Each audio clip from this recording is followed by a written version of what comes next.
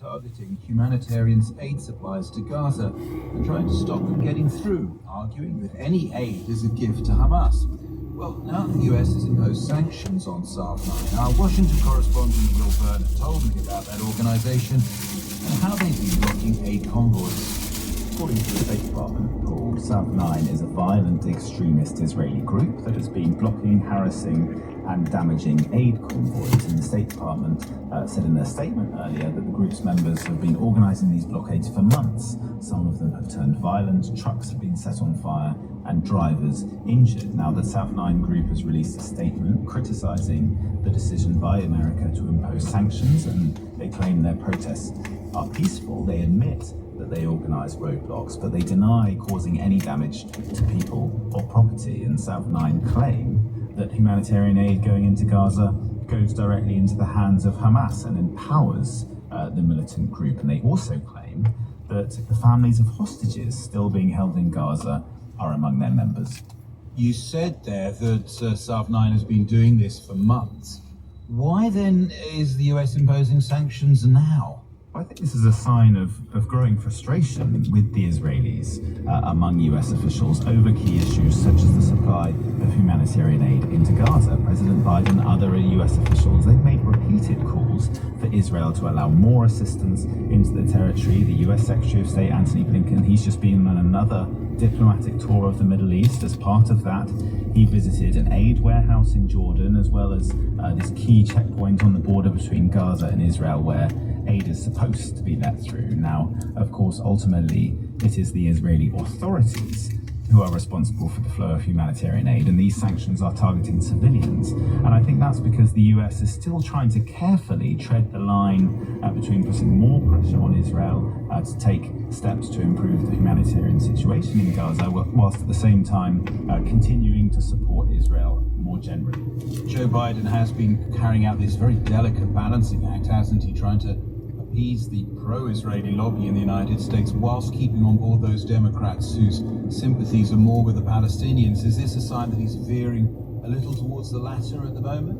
Of course, critics will say that despite the months of conflict in which tens of thousands of Palestinian civilians have been killed, despite horrifying incidents such as the killing of those World Central Kitchen aid workers, the killing of those civilians in the refugee camp in Rafah more recently, despite all of that, America still hasn't placed any sanctions, any restrictions at all on IDF units, right? The Israeli military or commanders. It's only so far targeted settlers and now this SAF-9 group, so civilians. And some will say that actually these sanctions won't do anything. This is a grassroots Israeli group that won't be affected by US sanctions. But I think that Washington is hoping that this will send a message, that this will be a warning shot across the bows of Benjamin Netanyahu. Will Vernon. As well as SAF-9, the US has been imposing sanctions on Israeli individuals and other organizations.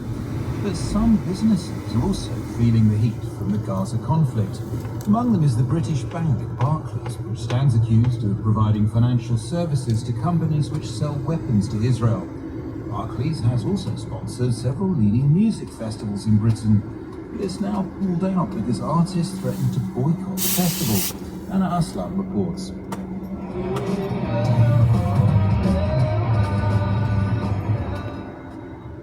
Stone Age have opened this weekend Download Festival, one of the summer events sponsored by Barclays. Others include the Latitude Festival later this month and the Isle of Wight, due to be headlined by Green Day, the Pet Shop Boys and the Prodigy. But at one point, the festivals were hemorrhaging talent, as several artists pulled out in protest against Barclays' links to arms companies that trade with Israel. The frontman of the metal band Enter Shikari, which is playing on the main Download stage on Saturday, welcomed the organizers' decision to cut ties with their sponsor. We've been considering our options on this for a while. Barclays needs to divest immediately. So it was obvious for us, until that happens, Barclays has no place at any UK music festival. Barclays said that while it provides financial services to companies that supply defense products to NATO allies, it doesn't directly invest in the firms. The bank also accused groups of vandalizing its branches and intimidating staff. They said the latest move had only weakened essential support for cultural events. But this woman at Download Festival said it was a victory for pro-Palestinian campaigners. We shouldn't be supporting sporting genocide, actually. I didn't know of Barclaycard's kind of involvement in it, so it's good they have brought to kind of everyone's attention what they're doing. So I suppose it does work. There's recently been increased scrutiny of big events, with activists often targeting those who support Israel, Saudi Arabia, the police, and the foreign ministry. Anna Aslan. Now, I'm going to let you in on a gossip from behind the scenes here at the newsroom. Our editor has not been in a great mood. That's because she's proud to hail from the Scottish city of Dundee. And Friday evening saw the Scottish football team thrashed 5-1 by Germany. It was the opening match in the European Championships, which Germany is hosting this year. But there's still a long way to go, and millions of fans from all over Europe will be cheering on their teams during the tournament. Among those watching Friday night's match was Callum Bell, a reporter for Scottish television on football.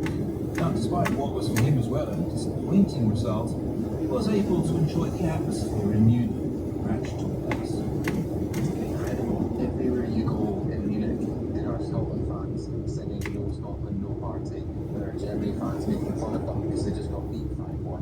And it's been an incredible atmosphere in Munich. And in Germany as a whole, I mean, you can't move and ensure that it's seeing Euro 2024 branding. You can't get in a taxi without them talking about it and which team they think will win. It's really taken over the nation, and just day one, I think it's going to be a phenomenal tournament. If it's not too painful for you to talk about, I hope you don't mind me asking, do you think this is the end of the road for your team, Scotland, after getting what was a pretty heavy defeat? I think it'll be cathartic for me. It was a thrashing, let's not muck about. Scotland's turned up tonight in hope more than expectation, but we didn't realise we'd have to hope to not get beat 5-1. Do I think it's the end of the road? No. The next two games were the important ones. The Germany game was always going to be tough. We didn't think it'd be that tough. But the next two games are the big ones. It's Switzerland and it's Hungary, and we need 4 points minimum from those two games. If we do that, fingers crossed, we in the next, the round of 16 next. Broadening it out, there are 24 teams in total taking part. Who do you think are the favourites to win? I have three. I'll go through them very quickly. The first is France. France lost the World Cup 2 years ago. They lost the final against Argentina. So they'll really want to come back here and prove a point. They're the best player in the world in Kylian Mbappe up front. They're going to be huge favourites. The next one, and it's really hard for me to say it out loud, but I'll do it, are England. Their squad is phenomenal. They're a really great team, and their defence might be a little bit shaky, but they will outscore most teams, which is all you really need to do. So I think those two, and then the third one I'd throw in, I do think Germany after tonight have to be up there. I mean, 5 goals against what was a poor Scotland team, but on the opening night when the nerves are in, and it's a huge, the biggest game of the year, and they turn up and they weren't just good, they were great. I think that's the 3 teams you have to look out for in this tournament. This tournament comes at the end of a very long, hard season. I wonder what you think of the argument that's sometimes made that there is quite simply too much football, and that getting the players to now play a 1-month tournament on top of that just leaves them exhausted. Yeah, I think it's inarguable that they'll be exhausted, but the hard part would be telling the hundreds, if not millions, of fans that are going to come here to this country to watch this tournament. I think for the players it must be really tough. I mean, they do. I think it's inarguable they play too many games, but for the fans who want to watch huge set-piece events like this, they just want more and more and more. And I think really it's only going to get worse for the players, and it's just going to be more football to be played. Scottish football reporter Callum Bell, and we'll have full coverage of the Euros over the next month here on the BBC World Service. It's coming up to 4:20 GMT. Our top story this hour: the US Supreme Court has ruled residents can convert semi-automatic rep rifles into fully automatic weapons. And that's where we leave the BBC World Service and start the new day here on BBC Radio 4. Good morning, this is Jane Steele. At 6:15, Nature Bang will be exploring something female humans have in common with some whales. Why do they and we have a menopause? Before we get to that question, we'll have the shipping bulletin, news briefing and our prayer as usual. And before all of that, let's look forward to this evening here on Radio 4.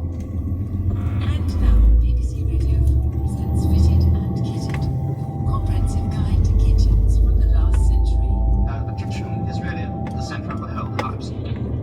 A kitchen is more than just a room. How has their design and our experience in them shaped our daily lives? I love the idea of being able to shut the doors on cooking after I'm done. The food writer Ruby Tando and the design historian Deborah Sutwry rummaged through the archive to find out.